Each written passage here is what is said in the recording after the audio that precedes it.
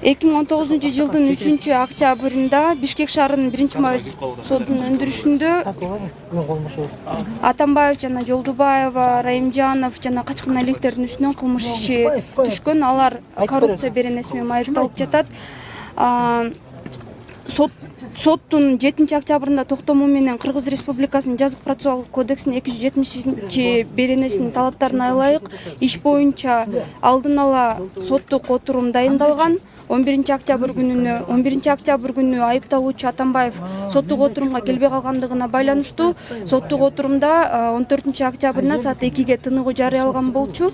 Бүгүнкү соттук отурумга айыпталуучу дагы эле келген жок. Ал соттук отурумга бүгүнкү соттук отурумга келгенден баш тарткандыгына байланыштуу соттук отурум эртеңки күнгө саат 2-ге жылдырылды.